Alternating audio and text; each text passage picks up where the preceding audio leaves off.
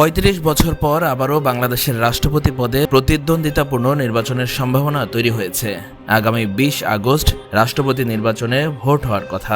সংখ্যা হিসেবে বিএনপি সমর্থিত প্রার্থী মির্জা ফখরুল ইসলাম আলমগীরের জয় অনেকটাই এগিয়ে থাকলেও বিরোধী জোটের প্রার্থী হিসাবে কর্নেল অবসরপ্রাপ্ত অলি আহমেদের মনোনয়ন নতুন করে আলোচনায় এনেছে রাষ্ট্রপতি নির্বাচনের সেই পুরনো ইতিহাসকে। কারণ বাংলাদেশের সবশেষ প্রতিদ্বন্দ্বিতাপূর্ণ রাষ্ট্রপতি নির্বাচন হয়েছিল ১৯৯১ সালে। আজ আমরা জানব ১৯৯১ সালের সেই নির্বাচনে কি ঘটেছিল, কারা প্রার্থী হয়েছিলেন, কত ভোট পড়েছিল, আর কেন সেই নির্বাচন আজও বাংলাদেশের রাজনৈতিক ইতিহাসে গুরুত্বপূর্ণ। ৩৫ বছর আগে ১৯৯১ সালের জাতীয় নির্বাচনে বিএনপি ৩০০টি আসনের মধ্যে ১৪০টি আসনে জয় পায়। সরকার গঠনের জন্য একক সংখ্যাগরিষ্ঠতার প্রয়োজন ছিল ১৫১ আসন, অর্থাৎ বিএনপি এককভাবে সংখ্যাগরিষ্ঠতা থেকে ১১ আসন দূরে ছিল। অন্যদিকে আওয়ামী লীগ পেয়েছিল ৮৮টি, জাতীয় পার্টি ৩৫টি এবং জামায়াতে ইসলামী পেয়েছিল ১৮টি আসন। শেষ পর্যন্ত জামায়াতে ইসলামের সমর্থন নিয়ে সরকার গঠন করে বিএনপি। প্রধানমন্ত্রী হন বেগম খালেদা জিয়া, বাংলাদেশের প্রথম নারী প্রধানমন্ত্রী। কিন্তু সরকার গঠনের পরে বিএনপি ও আওয়ামী লীগের রাজনৈতিক প্রতিদ্বন্দ্বিতা নতুন মাত্রা পায়।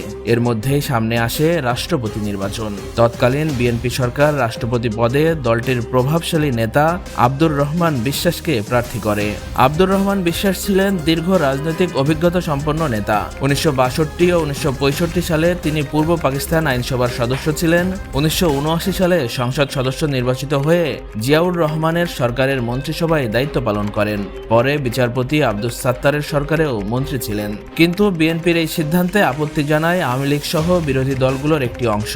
তাদের আপত্তির অন্যতম কারণ ছিল আব্দুর রহমান বিশ্বাসের মুক্তিযুদ্ধকালীন ভূমিকা নিয়ে। একই সঙ্গে বিরোধী দলের পক্ষ থেকে বলা হয়, রাষ্ট্রপতির মতো গুরুত্বপূর্ণ সাংবিধানিক পদে একজন সক্রিয় দলের রাজনীতিকের পরিবর্তে একজন নিরপেক্ষ ব্যক্তিকে বেছে নেওয়া উচিত। এরপর পাল্টা প্রার্থী দেয় আওয়ামী লীগ। দলটি রাষ্ট্রপতি পদে মনোনয়ন দেয় সাবেক প্রধান বিচারপতি বদরুল হায়দার চৌধুরীকে। এখানেই নির্বাচনের রাজনৈতিক কৌশলটি গুরুত্বপূর্ণ হয়ে ওঠে।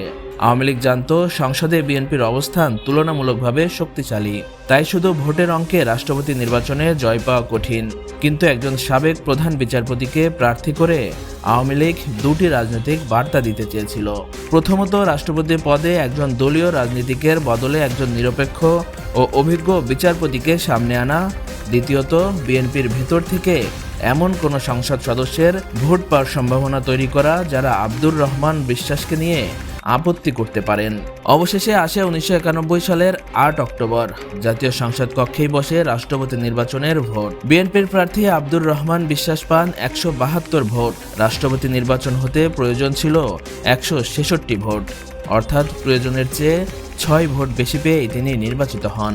অন্যদিকে আওয়ামী লীগ সমর্থিত প্রার্থী বিচারপতি বদরুল হায়দার চৌধুরী পান ৯২ ভোট। কিন্তু এখানেই ছিল বড় চমক। সংসদে সংরক্ষিত নারী আসন সহ বিএনপির মোট আসন সংখ্যা ছিল ১৬৮, অর্থাৎ বিএনপির নিজস্ব সদস্য সংখ্যার চেয়ে আব্দুর রহমান বিশ্বাস ৪ ভোট বেশি পেয়েছিলেন। তবে সব সংসদ সদস্য ভোট দেননি। মোট ৩৩০ জন ভোটারের মধ্যে ভোট পড়েছিল ২৬৪টি, অর্থাৎ ৬৬ জন সংসদ সদস্য ভোটই দেননি। ফলে আব্দুর রহমান বিশ্বাস রাষ্ট্রপতি নির্বাচন হলেও এটি ছিল এমন একটি নির্বাচন যেখানে ফলাফল নিশ্চিত হওয়ার পরও রাজনৈতিক হিসাব নিকাশ ছিল বেশ জটিল। আর সবচেয়ে আলোচিত বিষয় ছিল জামায়াতে ইসলামীর ভূমিকা। ১৯৯১ সালে নির্বাচনের পর সরকার গঠনে বিএনপিকে সমর্থন দিয়েছিল জামাত, কিন্তু রাষ্ট্রপতি নির্বাচনে জামাতের সব সংসদ সদস্য আব্দুর রহমান বিশ্বাসকে ভোট দিয়েছিলেন কিনা তা নিয়ে সে সময় নানা আলোচনা ছিল। অন্যদিকে আওয়ামী লীগের প্রার্থী বিচারপতি বদরুল হায়দার চৌধুরীর পক্ষ থেকেও জামাতের সমর্থন পাওয়ার চেষ্টা হয়েছিল বলে রাজনৈতিক অঙ্গনে আলোচনা ছিল। এমনকি তৎকালীন জামায়াত আমির গোলাম আজমের সঙ্গে সাক্ষাৎ করে ভোট চাওয়ার বিষয়টিও সে সময় ব্যাপক রাজনৈতিক বিতর্ক তৈরি করেছিল। আব্দুর রহমান বিশ্বাসের পক্ষ থেকেও গোলাম আজমের সঙ্গে সাক্ষাতের খবর সংবাদ মাধ্যমে আলোচিত হয়েছিল। অর্থাৎ ১৯৯১ সালের রাষ্ট্রপতি নির্বাচন শুধু দুটি প্রার্থীর মধ্যে ভোটের লড়াই ছিল না, এর সঙ্গে জড়িয়ে ছিল বিএনপি আওয়ামী লীগের রাজনৈতিক প্রতিদ্বন্দ্বিতা, জামায়াতের ভূমিকা, দলীয় রাজনীতির বাইরে একজন ব্যক্তিকে রাষ্ট্রপতি করার দাবি এবং সংসদ সদস্যদের নিজস্ব রাজনৈতিক অবস্থানের হিসাব। আরও একটি বিষয় ছিল উল্লেখযোগ্য, ওই সংসদে দুইজন স্বতন্ত্র প্রার্থী ছিলেন, একজন হাফিজ উদ্দিন আহমেদ এবং অন্যজন নুরুল ইসলাম মনি। তারা দুজনই বিএনপির প্রার্থী আব্দুর রহমান বিশ্বাসের পক্ষে ভোট দিয়েছিলেন। এদের মধ্যে হাফিজ উদ্দিন আহমেদ বর্তমানে ভারপ্রাপ্ত রাষ্ট্রপতির দায়িত্ব পালন করছেন। অন্যদিকে নুরুল ইসলাম মনি আছেন সরকার দলীয় চিফ হুইপ হিসাবে। 1991 সালের সেই নির্বাচনের পর বাংলাদেশের রাষ্ট্রপতি নির্বাচনে আর কোনো প্রতিদ্বন্দ্বিতা দেখা যায়নি। 1996 সালে বিচারপতি শাহাবুদ্দিন আহমেদ রাষ্ট্রপতি নির্বাচিত হন। বিএনপি তাকে সম্মান জানিয়ে কোনো প্রার্থী দেয়নি।